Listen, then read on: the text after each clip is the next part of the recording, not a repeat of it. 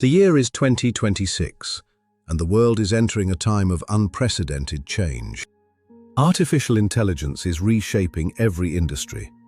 Income inequality has never been wider. Geopolitical tensions are rising daily. Most people feel it, the constant background anxiety, the sense that the world is moving too fast.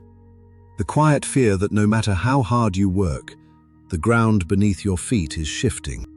This is the story of one ordinary man who felt exactly that, and discovered how to protect his peace anyway.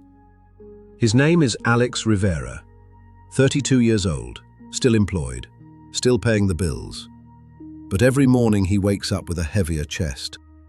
I check the news before I even get out of bed. Another company replaced half its team with AI. Another report about the richest 1% owning more than everyone else combined.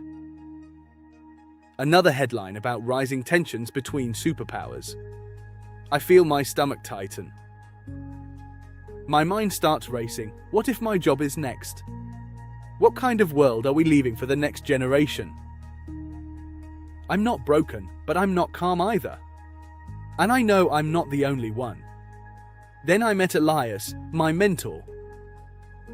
Alex, you're describing exactly what millions are feeling right now. The good news? 2,000 years ago, in times just as chaotic as ours, the Stoics found a solution that still works today. Let me show you.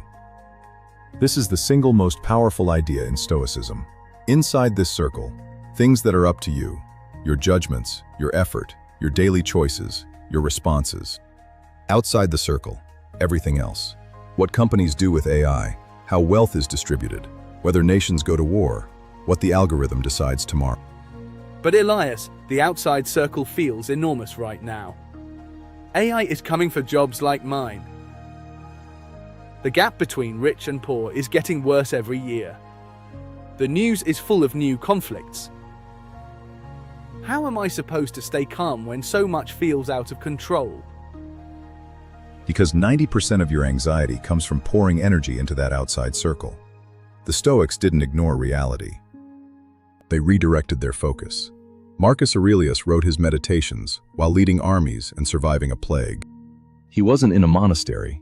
He was in the middle of chaos. Yet he stayed free. So what do I actually do? Every morning, 10 minutes. Premeditation of future evils. You deliberately imagine the worst-case scenarios. Losing your job to AI, economic collapse, new global crises. But you do it calmly, on purpose. At first it feels uncomfortable. Your body reacts. But after a few weeks, something extraordinary happens. Modern neuroscience proves it. This practice lowers activity in your fear center and strengthens rational control. You stop being surprised by bad news. You stop spiraling. You meet uncertainty with clarity instead of panic. I tried it for 2 weeks. Yesterday the AI layoffs were all over the feed again. Normally I would have spent the whole day anxious. This morning I felt the worry rise. Then I remembered, this is outside my circle. I closed the phone, took a deep breath, and started my day. For the first time in months, the news didn't own me. Knowing is not enough. You need systems. This is where Stoicism meets atomic habits. Tiny, repeatable actions. Not grand transformations. Just 10 pages of Marcus Aurelius every morning. One 25-minute focused session, learning to work with AI instead of against it. One evening review. What was in my control today? Where did I give my power away? 6 months later, I'm still the same person on paper, but inside I'm different. I use AI as a tool now, not a threat.